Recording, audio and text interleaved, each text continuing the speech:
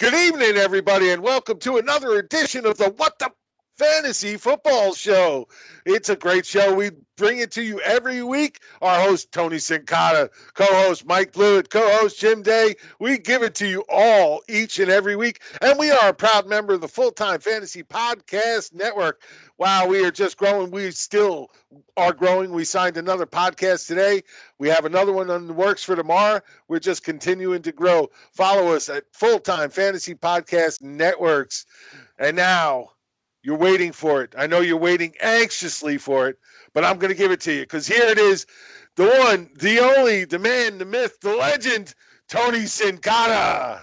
Great introduction. And the people listening out there, I feel bad for you because we might have just had the best show 15 minutes before the show started, but we're going to try to bring it to the next level. We got stuff going on. We got drafts going on. We've got a little foolishness going on in some of these leagues, and we're going to talk to you about it. And we'll relate some of the experiences and see if they can relate to your leagues. Get alongside me, of course, Jim Day and Mike Blewett. Mike, what's going on? As we were talking before the show, it feels like it's going to be a really loose show, so I'm excited to talk about a few things. Obviously, the big news in fantasy football this week has been the start of the Scott Fish Bowl draft. So I'm about 7 rounds in. I know you guys are making some headway in yours, and, some things have occurred in my draft. It's been interesting. All right, so for all the people out there, Scott the Fish Bowl League is a league that's started by a guy named Scott Fish. And he had this idea of putting all the top no, I wouldn't even say the top. I would say just every person in fantasy football in the same league and put a couple listeners in the league and compete every year against each other and change the rules and have charity make some money out of it. And Jim Day, this guy made a career out of this one league because it actually propelled him into the fantasy industry. And I've never seen anything put together so well with such a big audience. And I'll tell you, I'm one of those guys that, at one point in my career decided not to play in every league there. But I felt like I had to play in this league or I was just a dickhead because everybody else was. Well, Scott's been doing this a long time. This is the 9th season he's had this. And, I was in the very first one back when it was called the FF Oasis Invitational, which was his first website, Oasis. So I've known him a long time. He actually designed my fantasytaz.com website for me, put it all together. So he and I go way back. Great man. And I love what he's doing with Fantasy Cares. I mean, they collect all this money for Toys for Tots so they can go out Christmas shopping for all the kids that don't get any presents. And it's a wonderful thing. Last year, he raised just under $45,000 doing this. So the man is crazy, and he puts so much time and effort into it. And it's just an amazing thing. And like you said, it brings everybody together. Everybody's talking about it. There's so many crazy drafts going on. You're looking at, 112-team drafts going on at the same time. And it's just funny to watch everybody's reaction. Some are going really slow. Some are going really fast. And a lot are right in the middle. Luckily for me, I happen to be in one of the very fast ones this year. Actually in the 15th round already. And a lot of people are still struggling to get out of 5 and 6. Yeah, I'm right in the middle there as far as pace goes. Just to add a little context for everybody out there, the league we're going to be talking about, and I said it changes every year. This year, and these guys can correct me if I leave anything out or miss anything, it's a half-point PPR league for wide receivers and running backs and tight ends. You get an additional bonus of a half a point for first downs from tight ends. It's a super flex league, so you can also have 2 quarterbacks in your lineup at one time. Jim, did I miss any other details there in the rules? Yeah, the tight ends actually do get a full point. A full point, yes. Yeah. So that's the only big difference. The tight ends get a little bump there. And, of course, the quarterback scoring is different because you do get 6 points per passing touchdown. Yes. But you also get minus 4 points for pass interceptions. And then another 2 points if they're returned for a TD. So if you throw a pick 6, you lose 6 points as well. So it's interesting. And it was 300 yards. You got 5 points, and I don't remember. There's some bonuses. Yeah, for bonuses there. So I got to be honest. I'll just start out with my strategy, and I'll ask the 2 other guys here. That was the big thing, Tony. You get a double bonus if you're getting up to 50 receiving yards or 50 rushing yards. That is the big change to this year. Okay, so we get some bonus. The bonuses in there. In a lot of leagues, play with bonuses in the past. Like I remember, 100 yards receiving, you would get a bonus. 300 passing in a lot of leagues, a long touchdown. I don't usually play in leagues with bonus, so it's a little different. So here's Tony Sincata's strategy, and I'm going to be honest with you. I don't recommend you people do this. Every once in a while, you do some leagues, and you look for a point where you feel like you can better the field. So what I figured coming into this league is two things were going to happen. People are going to pick tight ends way early, and people are going to pick quarterbacks way early. So what's Tony going to do? Tony decides, you know what? I'm going to wait on tight ends, and I'm going to wait on quarterbacks, and I'm going to stock up at the other positions. So I got my wide receivers were Antonio Brown, my number 2 wide receiver is Michael Thomas, and my number 3 wide receiver is Adam Thielen. So when your third guy is going to catch 100 balls, I'm feeling good about that. But in this format, we don't know. In the backfield, I've got Marlon Mack and James White there. And I waited on quarterbacks, Jim, and I ended up with Phillip Rivers as my starting quarterback. Yeah, can't go wrong with that. Phillip Rivers is definitely, a guy who usually fights his way into the top 12 every year. And, it's just going so late. This is the same thing that happens to him every year. His ADP is always, 18, 19, yet he always finishes in the top 12. Mike, what was your strategy when you first read the rules and decided how you were going to go about this draft? So, as you know, I don't often go with a tight end early, but being at the turn this year, it actually changed my strategy quite a bit. I was going to probably go 0 RB based on the bunch of running backs that I really wanted already being taken. In this league in the past, I have drafted quarterback earlier than my opponents. I've done pretty well the last 2 years, so I didn't really feel the need to follow any particular plan other than what I felt I needed to do at the time. But as it got to the turn, I didn't think any of the running backs were more valuable than the guys I took in the first 2 rounds. So I did take Zach Ertz because he was available, and I took Julio Jones. So I started off that way, then came back and got T.Y. Hilton. I thought about going straight 0 running back like you did, Tony. But I had the tight end already. I felt like maybe I needed to get a back because I wasn't going to get anybody for another 24 picks, basically. So I did go with Derrick Henry as my first running back out of the gate in technically the first pick of the 4th round. It's interesting with Derrick Henry. I was reading a little bit there. Derrick Henry is one of them big backs, of course, right? Yeah. And they're actually looking at using a fullback in some of his sets this year, which I think can only help Henry there. But it's usually when you have that one-back set in that kind of offense, be interesting to see how much that changes Tennessee if they're going to use a fullback into even more running game. Yeah, I guess that my biggest concern, obviously, with Henry is, first of all, they haven't used him consistently. No. They did more so last year. He had the monster game against Jacksonville, but if you look at the game logs, it's a little up and down, obviously, and at times a little up and down. Yeah, it was at times he was absent basically from the offense altogether. Roller coaster, here we come. Right. Little up and down. That's like he's like quoting a Lisa Ann movie. Oh, nice. Hello. But I guess my concern is that obviously he doesn't catch a lot of passes. So in a league like this, where you need a little bit of rushing, a little bit of receiving, he's a little bit more one-dimensional. I do think, however, that the Titans' offense will be relatively conservative, and they'll probably run the ball more so than a lot of teams.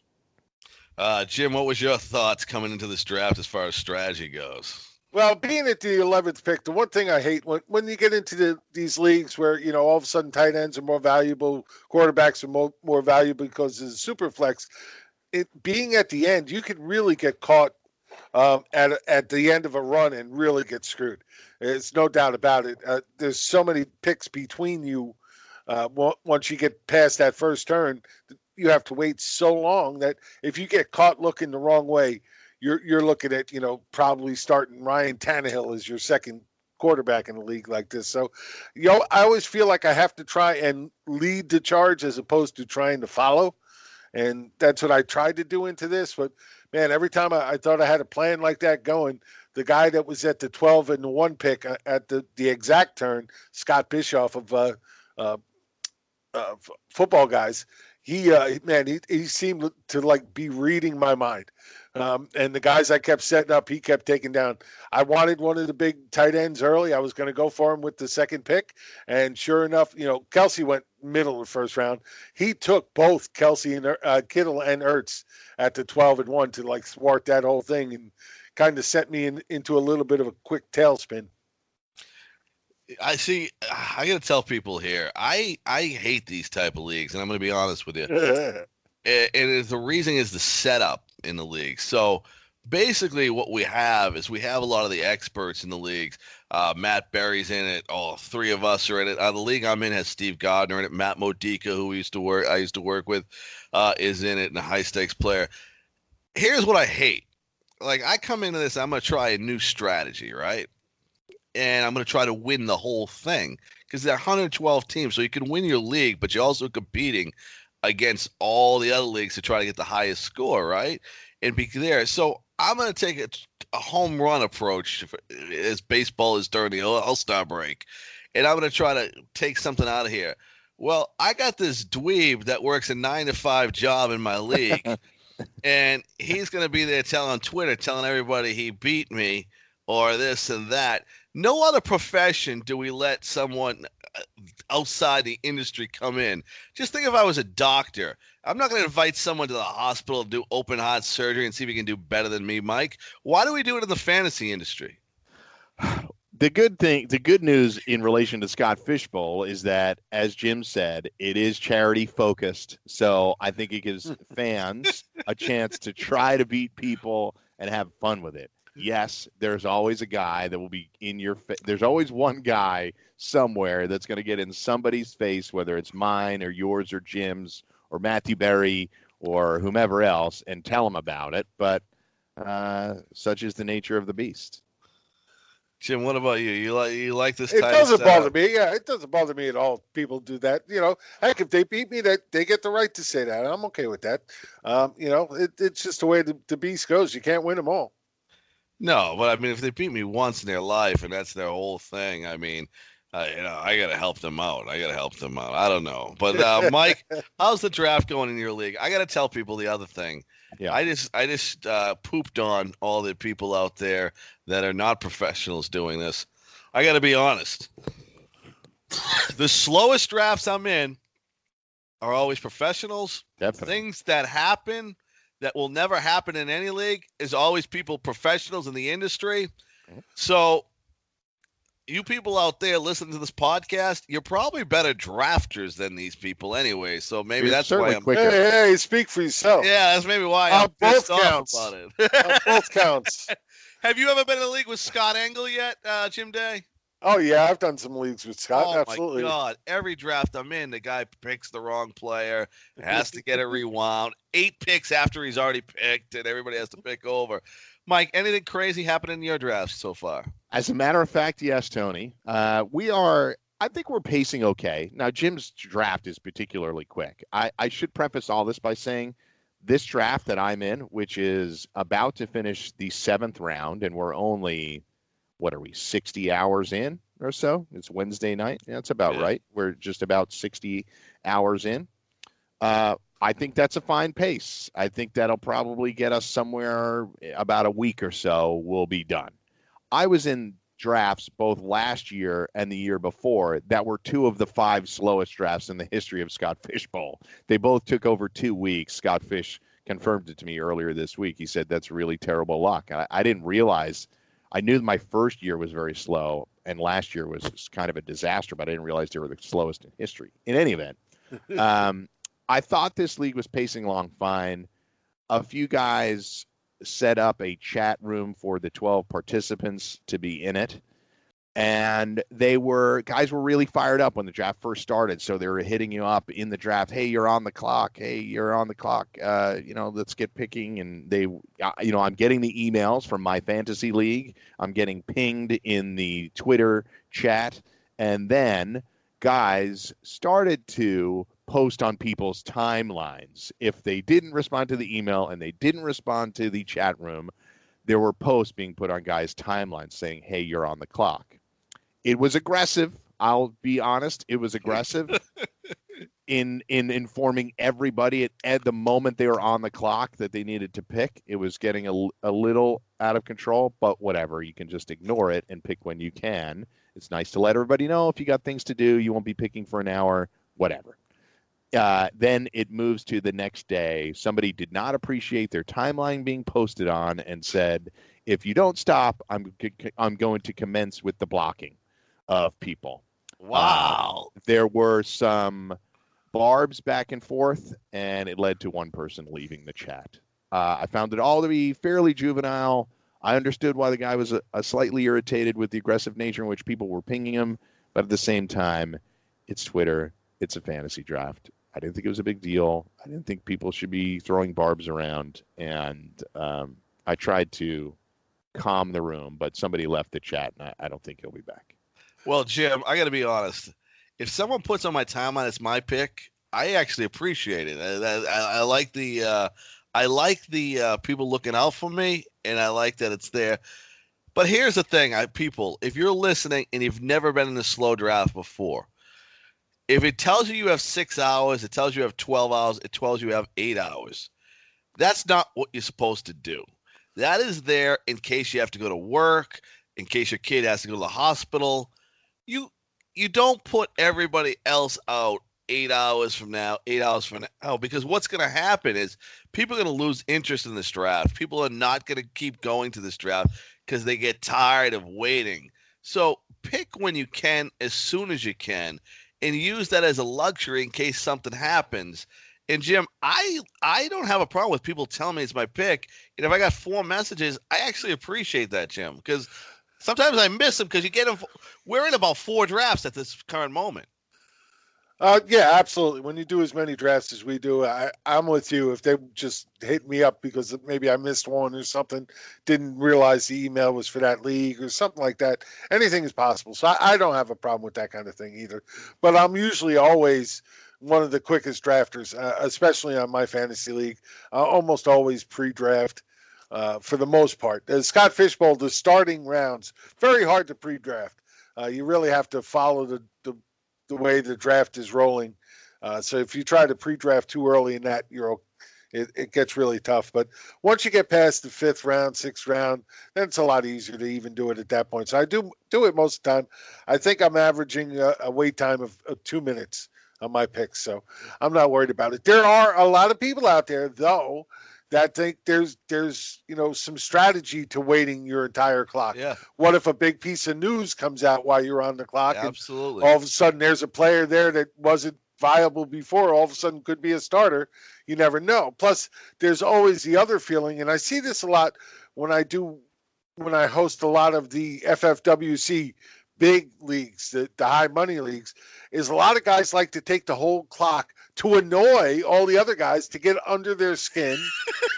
Seriously, to get under their skin and maybe throw them off their game. It's almost like a poker that way.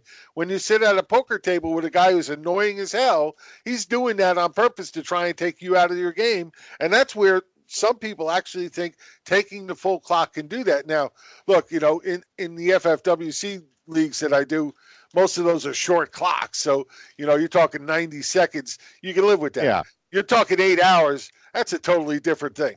Yeah.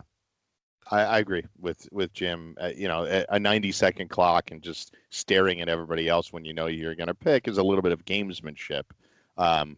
It's a slow draft. I don't think you can get too on people for not picking if they are purposely waiting it out to annoy everybody. That's not really the purpose of this particular league or this draft. I think it's courteous to pre-draft, but honestly, I'm on the turn.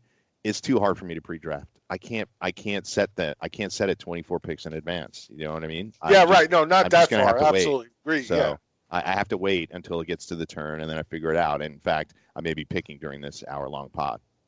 One of the things I do the same thing as Jim, though, is I pre-draft in a lot of drafts, but I always change, my picks after each pick a lot of times. I'll notice a run, and then I'll go back in, and I'll change them there. So I'm always active, even though I'm pre-drafting in there, and I'll probably spend more time in the damn draft room than any of these other people because even during work all day, I leave all my drafts open, and they're right there. I have 6 monitors at my job, and I have 4. I hate to say this, I have 4 drafts open. Mike, that's probably not what I'm supposed to be doing. I feel like you're being productive, though. Oh, Personally. I am absolutely being productive, and that's one of the things there. Jim, that's a new story for me. I've never been in a league where someone pissed me off so bad I've blocked them on Twitter. Yeah, no, I haven't heard of that before either. Hey, look, everybody's got their own level that they want to take and live with, and luckily on Twitter, if you don't want to deal with it, you don't have to. Matt Deutsch, my old boss at SiriusXM, was one of the guys that would take up the whole clock to actually, because if something happened, he didn't want to miss out. And Nothing's that was happening in first week of July, though. Yeah, well, that's the big point. It's a different story. Somebody If you're could get drafted late arrested or August. suspended, but it's not going to happen right now. Yeah, I'm just telling you that people do use that. I agree with you. I don't wait at all, because I look at it like this too. Yeah, someone could get hurt during practice or whatever. What's the difference if the guy gets hurt the first game, the first quarter, or in practice? Things happen. It's fantasy football. Injuries happen all the time. So whether it's going to be in the preseason, the 12 hours that I'm going to wait is not going to make a difference, Mike. I agree completely. So just be courteous. Try to line these things up if you're in the middle of the draft and you're only a few picks away. If you're on the turn like me, I really wouldn't suggest that unless there's one guy. But wait, you're talking about pre-drafting from the time you pick till the next pick. You don't have to do that. You can wait until you're a few picks away and then pre-draft. That's right. Yeah. That's right.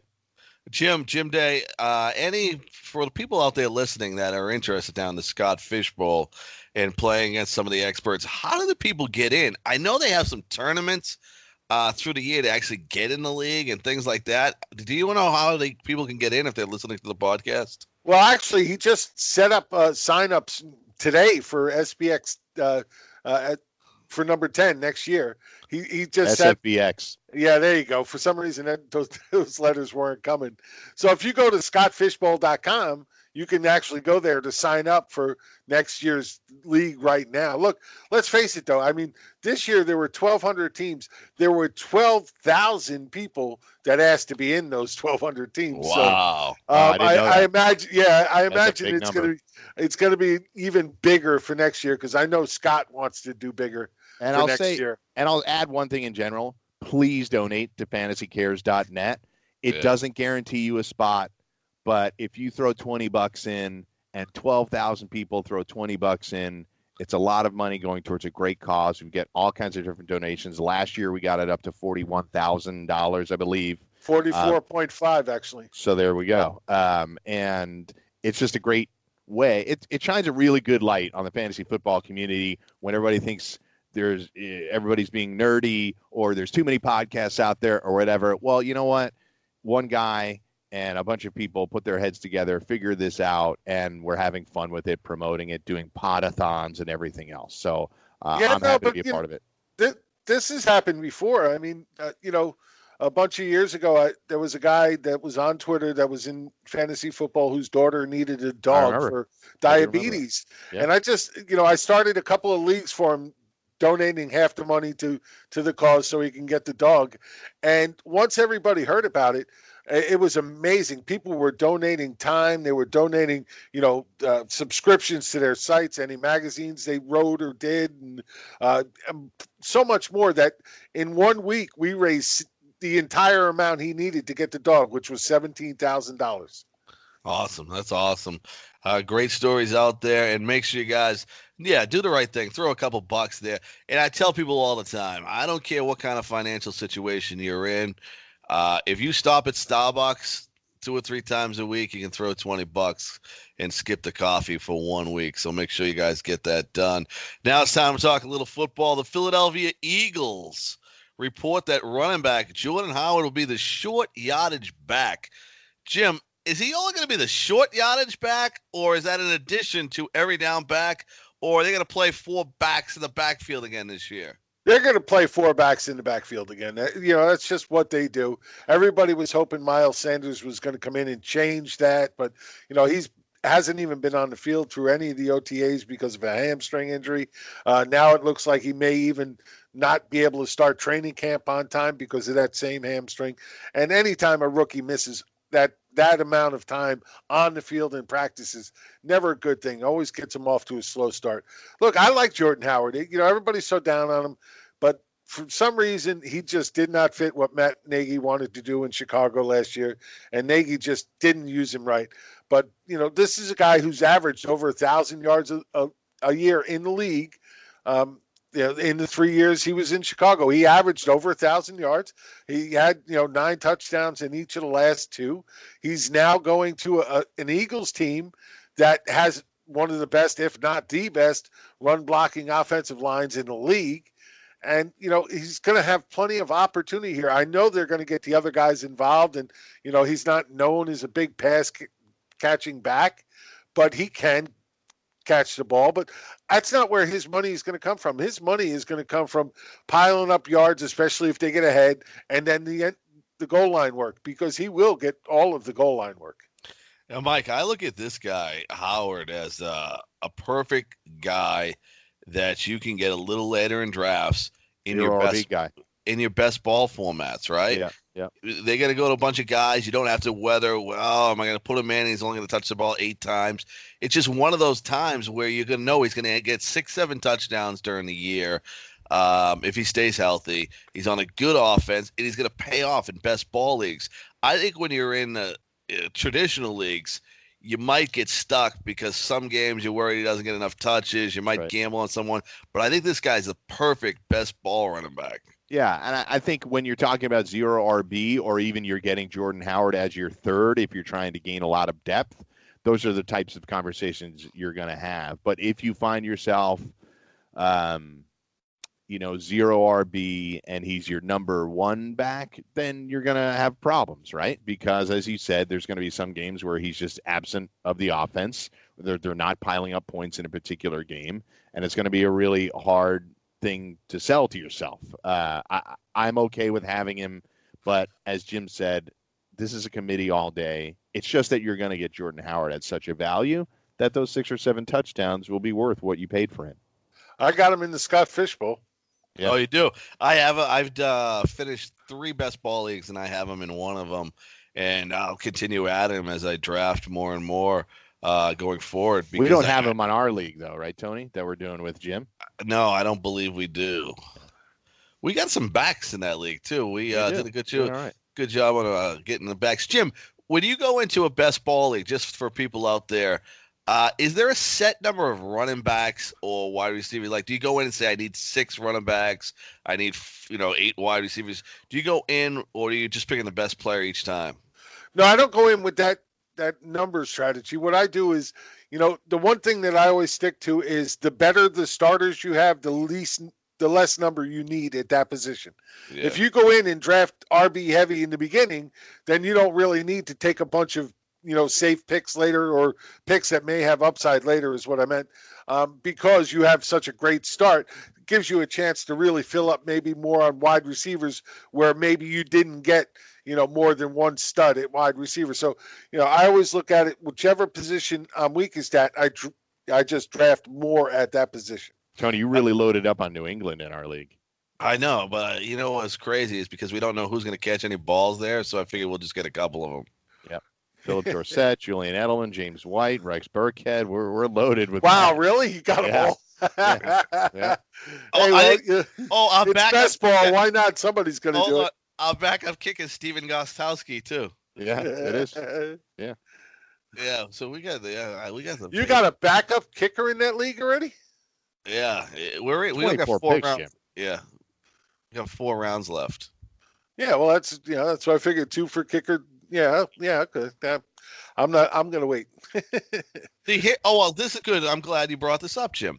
Jim, here's the problem with drafting this early. I think in best ball formats, because best ball, you can't hit the waiver wire week 2 or week 1 for the people out there.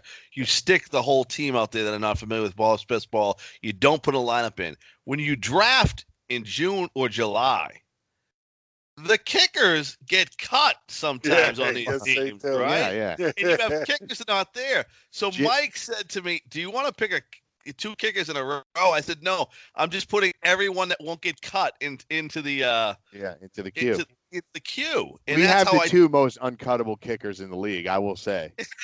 right, Jim. 'Cause Goskowski and Zerline. Yeah, They're not going anywhere. that's the one thing I get worried about, Jim, is when you draft early is the kicker of all. And a lot of leagues don't have them anymore, so people don't have these problems. But kickers get cut, and then all of a sudden they disappear. Yeah, no, absolutely. It is a big problem, and I get that with you guys. I totally understand that concept. You want to make sure you get the guys that you don't have to worry about being cut. Unfortunately, you still got to worry about them getting injured. That's true. You never anything's foolproof when it comes to fantasy football. As we talked a little bit about the Philadelphia running back situation, and now we're going to talk about a situation. I'll tell you what. I don't know if it's fantasy relevant, but I've seen his name get drafted in the last couple drafts I'm in, and that's Baltimore Ravens tight end Mark Andrews. They're touting him as the receiving tight end, which is baffling to me because they have another person listed as starter. Who's a blocking tight end, and then they spent a first-round pick last year on Hayden Hurst. Jim, what's going on in Baltimore? Are you on the Mark Andrews train? Well, I think he's definitely the best tight end they have. I'm not a big Hayden Hurst guy, never have been. Look, when reports were coming out of training camp last year with his own teammates questioning his toughness on the field, that's not a good sign for a tight end when they're saying, oh, he doesn't even stand up for himself. That's not a good thing. When you're a tight end, you got to be aggressive. You got to be out there and in people's faces. And, when you don't have that, it's very hard to do anything. So I've always liked Mark Andrews. I think he's the best tight end on their team. But do I want any pieces of him? Absolutely not. I'm not a big Lamar Jackson believer. I lost Jim Day there. Mike Blewett. Are you there with me? I am here. You guys can't hear me? Hello? I can hear you. Oh, okay. Tony, you can't hear me? Oh, there we go. Okay. Jim Back in Day's business. So back. where did you lose me? Where was I when you lost me? Mark Andrews is the best tight end of the team. Oh, he's the best tight end on the team, but I don't like the quarterback. I don't think Lamar Jackson is very good, and that worries me. Look, let's face it. If you look at the numbers when he came in, sure, his rushing numbers were great, gave him good numbers as a fantasy quarterback, but his receivers just dropped off the face of the earth. And I just think that's going to be the same way when you're talking about Mark Andrews this year, because there are other options there that could sprinkle in just enough to really keep him away from being a viable option for me when you add that to the quarterback. I just don't see it. Yeah, all you Colin Kaepernick supporters out there and want to say he should have been in the NFL, whatever. Lamar Jackson gave you every ounce of energy that you had last year. I think the Tim Tebow people should have been pissed off he wasn't playing after watching this kid try to throw a ball. I've never seen anyone that bad in the league. And this is where it separates fantasy football and NFL quarterbacking, is because he put up big fantasy numbers because of the rushing numbers. But, Mike, I don't think they let Lamar Jackson, if he's that ineffective in the passing game, have that role for 16 games. They ran the most in the league last year, mainly because of what happened in the second half of the year after Jackson came in. But you would have to place a bet on them to be in the top 3 again of rushing attempts based on the way the team is built. Put Jackson aside for a second. Look at the rest of the team. It's a bunch of bruising running backs, an older back in Ingram, a good offensive line. They have some pass catchers here, which the only ones that have any accomplishment at this point really are the tight ends that we're talking about right now. Willie Snead is the guy with really the most snaps at the wide receiver position. I don't think he impressed a ton of people the last couple of seasons. Marquise Brown is a really good draft pick, but we know he's dealing with a foot injury and he's a rookie. So he may be the most explosive player, and Todd McShay has said that Marquise Brown is one of the most explosive players he's ever evaluated. But dealing with a Liz Frank injury on a team that doesn't throw the ball a lot, I can't really bet on him right now. The team is built to run the ball. Even if you don't look at Lamar Jackson, then you bring him in and evaluate it with him in there. He may put up really good numbers fantasy-wise, but as you said, from an NFL standpoint, he's not all the way there. He'd have to take a big leap forward for us to have more confidence in his ability to hit 70% completion percentage while throwing the ball 35 times a game. So Hayden Hurst, for all the people out there, is from Jacksonville, Florida. I live in Jacksonville, and I know some people that know Hayden Hurst. And unfortunately, he is the nicest guy in the world. People love him. People love his family. And Jim, I think nice guys might not finish first in the NFL. Yeah, no, you definitely can't, especially at that position, especially if you're asked to block it all. It just doesn't work. Niceness has to go out the window. And some people, Mike, say he chose the wrong sport. He was a better baseball player than a football player. He did get picked in the first round of the draft, so he didn't go that far off. At least he made himself some money with that rookie contract. Here's the only thing I'd say: the genesis of the story about Andrews is from the Ravens website. So I'm not going to play conspiracy theorist, and Jim may very well be right about Andrews being the best tight end, but I'm not closing the book on Hayden Hurst yet. Doesn't mean I love him in drafts. It just means I don't know that Andrews will be the only guy featured. Based on what we're talking about with Jackson, probably throwing a lot of balls close to the line of scrimmage. Maybe they run a lot of two tight end sets, which is becoming less popular these days. But the Ravens are built differently. They're built a little bit more old school on offense. Well, we started out with the Eagles offense, then we went downhill to the Ravens offense, and now we're going to spiral down the hill some more to the Buffalo Bills backfield. I got to tell you, so I'm reading LaShawn McCoy. LaShawn McCoy loves Frank Gore. And he tried to get him to join the Bills 2 years ago. They draft a running back. Jim, can you draft any of these guys? Because we talked about Philadelphia being running back by committee. I think the same thing's going to happen in Buffalo. Yeah, I'm with you. I'm not taking a shot on any of these guys because I just, I just don't know what they're going to do here. Singletary's there now. Of course, they brought in Yeldon from Jacksonville. Yeah, I like that. Did a good job. Yeah, I do too. He did a good job in Jacksonville. I like the signing, but how do you use him? Do you keep LaShawn McCoy there and he's the lead back, or where do you use Frank Gore? Where do you use Singletary? Where do you use Yeldon? I mean, at this point, it's a total crapshoot. And one of the best things, we were talking about it before the Scott Fish Bowl. There's a guy named Josh out there that did a really nice app just for the Scott Fish Bowl. It's on Roto Grinders website, and it basically shows a lot of different things that are going on with the different drafts, and it does show like which teams had the most of their players drafted so far through all of the drafts. And of course, Kansas City and New Orleans and those teams are up at the top. Well, at the bottom, the very bottom, is Buffalo. They've had the least amount of players selected so far in the Scott Fish Bowl. And outside of, Josh Allen as the quarterback, because of his running ability, nobody really seems to want to take a shot on any of the other guys, whether it be wide receiver or running back. There's just no way of knowing who they're going to actually use. It's such a mishmash of talent there that I don't know if I can get behind any of it. So here's one thing on McCoy, Tony, and I'll just theorize.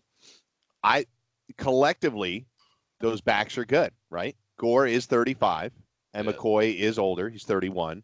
We have Yeldon, who's a nice signing to round out their backfield, and they drafted Singletary, who's really a good developmental prospect for them. I know he didn't run well at the combine and all this kind of stuff, but I think in the third round, I think it's a fine pick.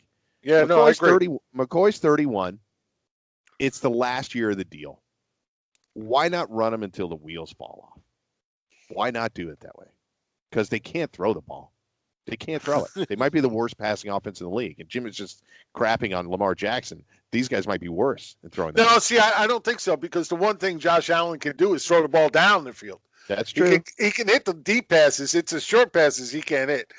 Go figure. But that's what it is. Yeah. He had more success going down the field. And they did bring John Brown in, that's what he does as well. So if Josh Allen's going to do anything, it's going to be to the deep guys on the outside. But, man, it's still so hard to trust. The only way I take a chance on any of them is in best ball and late.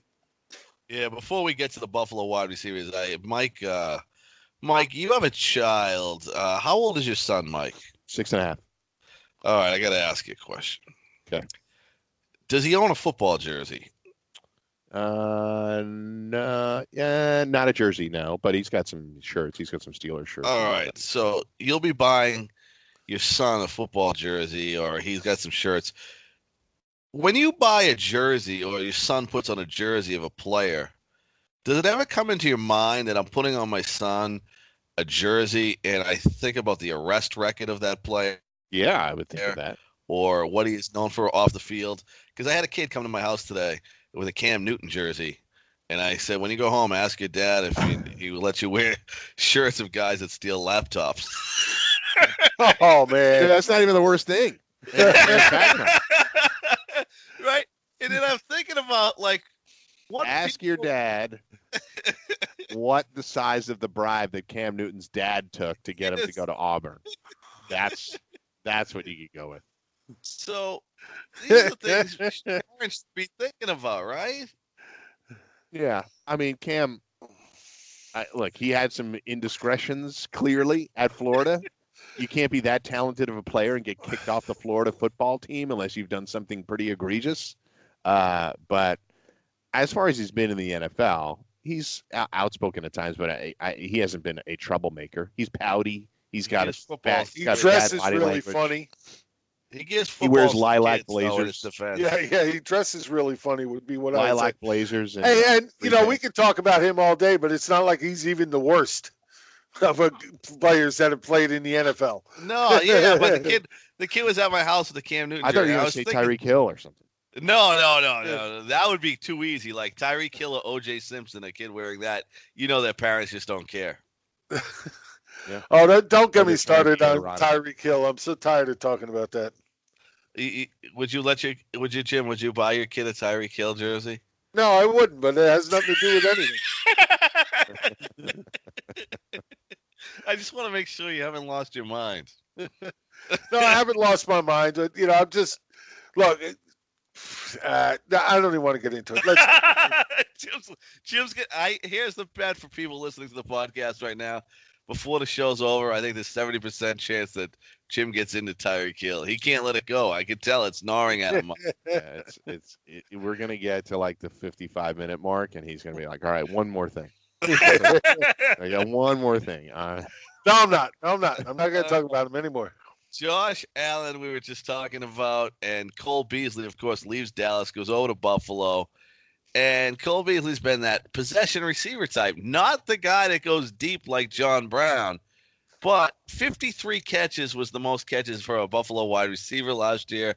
I'm looking at John Brown. Cole Beasley's a guy that gets the ball. If he's on the field, he makes catches. Is there anyone draftable from the wide receiver position in Buffalo, Jim? Again, I would take shots on John Brown and Robert Foster late, based on the deep throws that I think they'll get shots at. Other than that, no, I don't like any of these underneath receivers at all because Josh Allen just hasn't shown he can make that 10-yard pass, that 15-yard pass. He just doesn't have that touch yet. Are you looking at any of these Buffalo guys? All the people in Buffalo are going to be firing themselves through tables in the parking lot, lighting them on fire, and yet not have any fantasy wide receiver on their team, Mike? Is that what's going on here? So they had the sixth most rushing attempts as a team last year, but they lost 10 games. So by nature they had to throw a whole bunch, trailing in a minimum of 10 of those games. So I could suspect that it would go up a little bit more. There were only a few carries off of the Saints and Bears. They were tied with the Bears, actually, off of the Saints and Texans. So, look, I still think they're built to run the ball. They have this stable of backs, albeit the oldest running back core in the history of the NFL. They added Mitch Morse, which was a nice signing for them. We talked about it before the show. They signed 9 free agents, and I came away unimpressed with all of it. They luck out, and Ed Oliver slips to them at 9 in the draft. And I think when you look up and down their defensive roster, it can be a really good defensive football team, really good, like a top 10, maybe even higher. Yeah. But I came away totally unimpressed. That receiving core of Beasley, Brown, and Zay Jones. Jim is right in that Brown's specialty plays into Allen's unique skill set. But how often are they going to be able to utilize that? They really should be playing. They really could be playing games close, letting the defense win some games for them. And, a 2-game improvement for them to 8-8, I think is reasonable. Can they sniff the playoffs? I don't know. They're not a sexy team, but I don't think they're going to do it by throwing the ball. So who's my favorite option there? Zay Jones is a hard guy to root for, but you have to figure there's some rapport there with Allen. Zay Jones caught 53 passes. This is a guy that, Jim, when he came in as a rookie, people were in love with Zay Jones, and he's sort of falling out of favor with the fantasy community. Where are you on Zay Jones? Yeah, I don't know where I am with Zay Jones because, bringing in Cole Beasley really affects what they're going to do with Zay Jones. I just don't know. I mean, I don't expect him to be running 3-4 wide receivers all that often. No. So I'm not sure where that's going to come into play. They did bring in Cole Beasley, so I figure they're going to use him.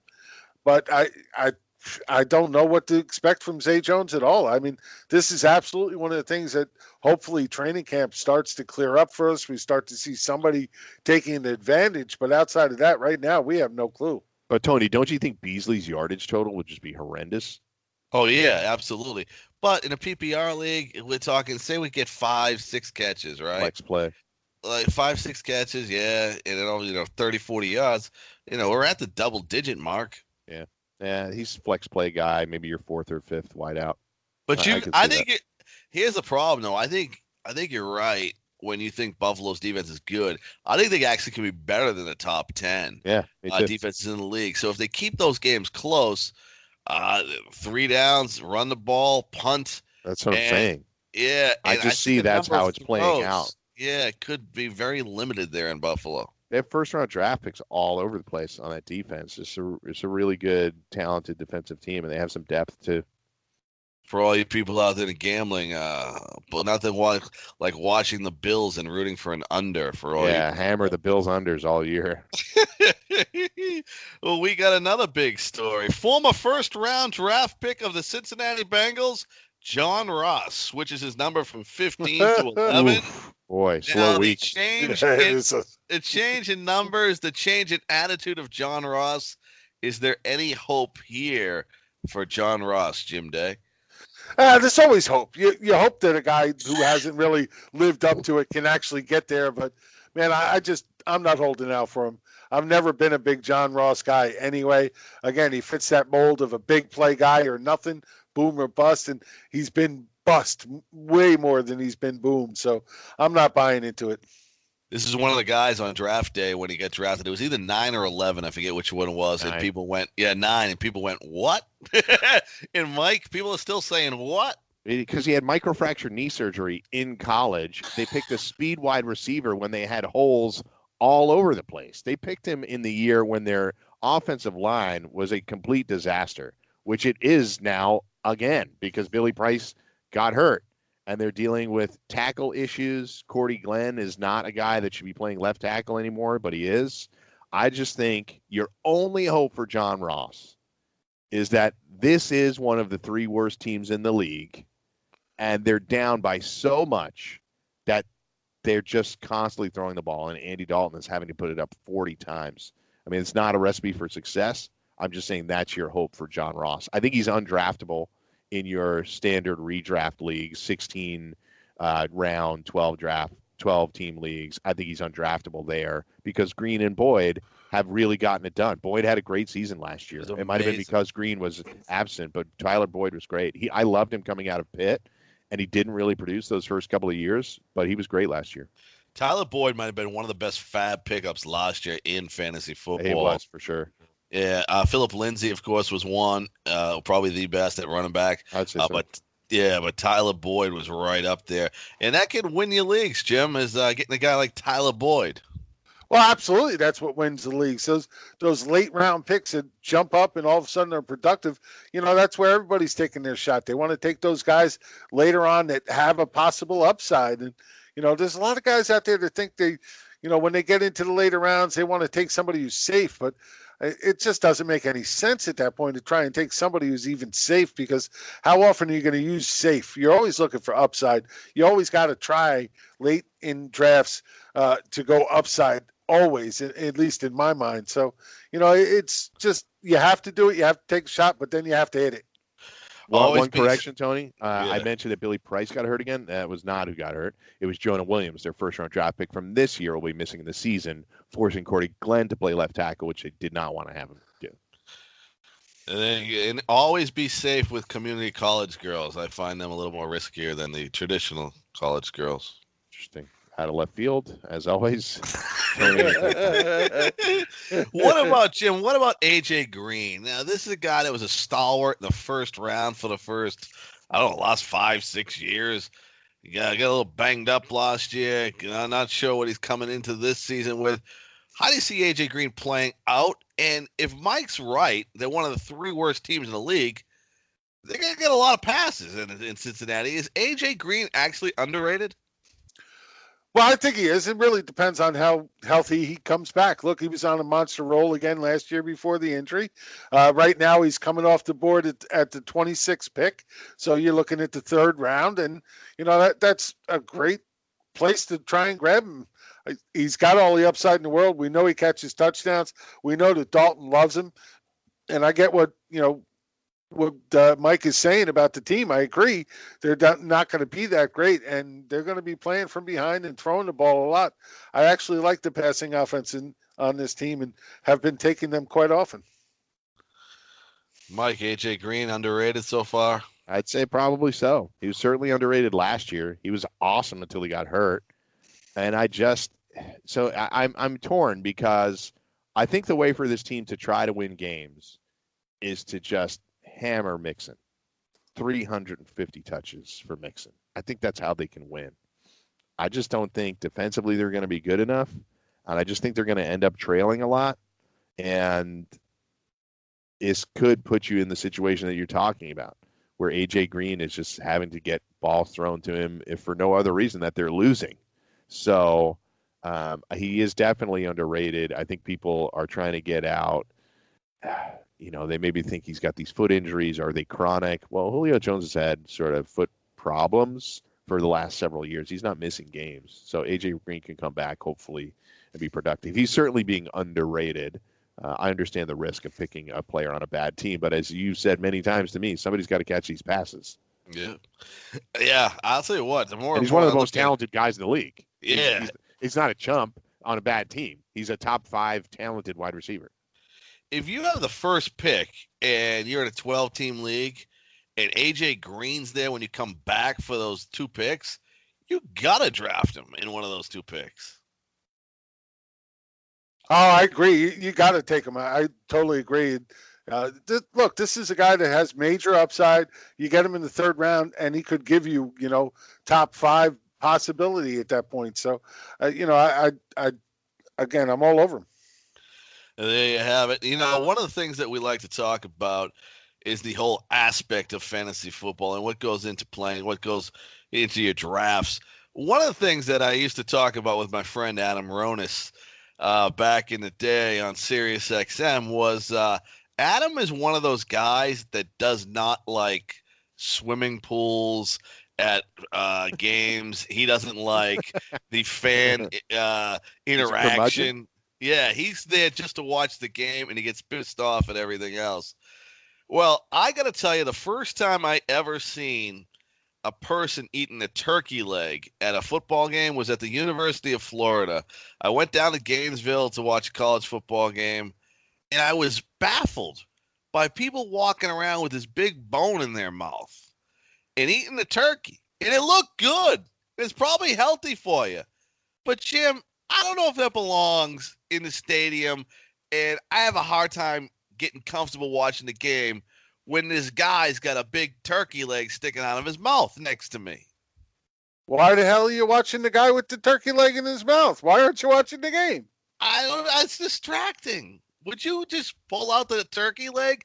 I mean, first of all, it's wrapped up in a whole case of tinfoil, and they have to take all this tinfoil off.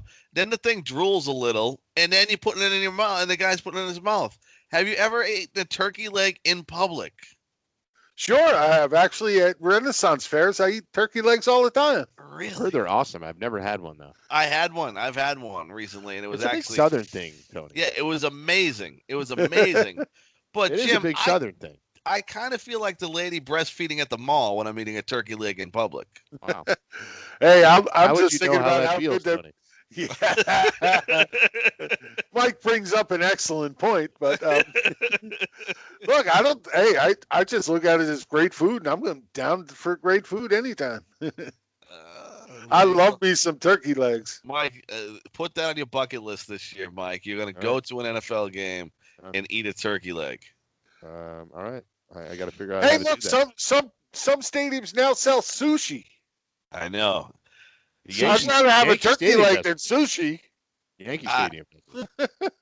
The turkey leg, though, Jim, has to be the biggest piece of meat that you could actually have in public. Like, you got to at least like be able to lift 20 pounds to eat a turkey leg. Well, I'd also know that Yankee Stadium got hit with many, many health code violations. Oh, so maybe yes. sushi may not be your best option. Yes, yeah. oh, really? Did they? Yeah, I didn't hear yeah, that. they Yeah, got they're one of the worst grades in all of Major League Baseball. Oh. Yes. Violations. And first of all, people in New York, you guys are all messed up. I used to think you were the cleanest people in the world. Here's the thing: if you've never been to New York City, people out there, every restaurant has a grade, all right, displayed A, B, C, right? So you know their cleanliness before you go in, and you get all fired up when you go into an A restaurant, right? A restaurant means they have less than 14 violations. A B restaurant's like 15 to 32 violations. Yep. It's horrible once you know the rules. Yeah, you can't really think about it that way. You just got to look for the A's, eat there. Or just go to any pizza place. All I know is if I ever go to a restaurant and walk in and see Gordon Ramsay there, I'm out. You're, yes, absolutely. I'm a big Gordon What's he Ramsay trying fan. to fix? I got to go. I got to go.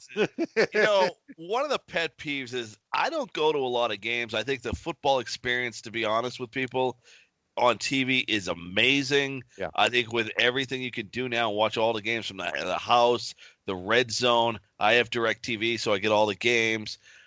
Jim, do you find the TV fascinating and that you don't enjoy going to the games as much as in the past?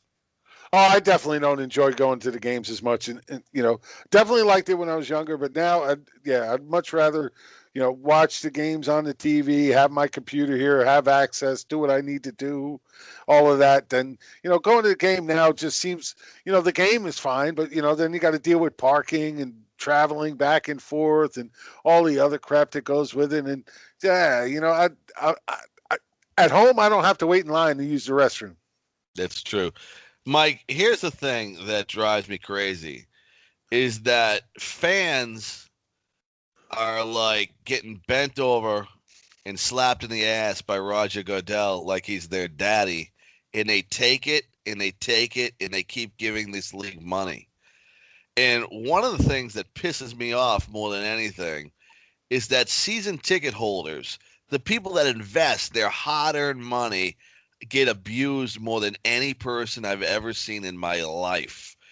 You season ticket holders are the stupidest people in the world. And I got to tell you, you enjoy taking it up the butt from the commissioner of the NFL. Send all your angry letters and tweets to Tony Sincata at. Yes. Yeah, we're trying to land the plane here. Tony's opening up a can of worms. So here's why you're dumb, stupid, and submissive. You pay full price for 2 preseason games. You don't even have a choice. You pay it. Then the commissioner of the NFL takes one of your home games. Let's just take, for instance, the Jacksonville Jaguars last year. People were excited. The team was going to be good, that people thought coming in the year. They got a home game against New England. They get a home game against Pittsburgh and a home game against the Super Bowl champion Philadelphia Eagles. What does Roger Goodell do? He puts the game in England. They take the Super Bowl champions away from the season ticket holders and put the game in England. So now you got charged full price for 2 full games, and you didn't even get to see the Super Bowl champions in your home game. How do people keep taking this abuse from the NFL? Well, the first thing I'd say is beyond all that, the worst thing that happened to fans, and it was the NFL that started doing it, was personal seat licenses. Oh, I didn't even get into that. So every time a new stadium opens, they just say, well, that'll be $50,000 for you to have the right to buy your 50-yard line seats. And then we're going to jack those prices up 2.5 times what they were in the old stadium. So whether it's Giants and Jets, and by the way, the Giants and Jets built one stadium and they both banged out their fan bases for personal seat licenses. So think about that for one stadium. And that's the worst thing to happen to fans. I understand what you're saying. The preseason thing, I don't really know what the fix is. I don't know that you give them away for free. Clearly, they're not going to do that. But it is a huge bummer for those fans to have to buy those 2 preseason games at full price when they don't really want to go. You just made me think of something. I would feel better as a human being. Say it was $90, Jim, for a ticket, right, to the game. If they charged me $180 for the tickets and said, I'll give you the preseason games for free, I would be actually paying more, Jim, but I would feel better because I feel like I wasn't getting duped. Yeah, I don't know. The whole situation is just crazy to me. Like you said, if I was a Jaguar guy who paid full price for my season tickets, and then they took away the one game I was probably looking forward to seeing the most, to move it to England to try and create a fan base over there, I can't do it. I couldn't do it. It would definitely piss me off.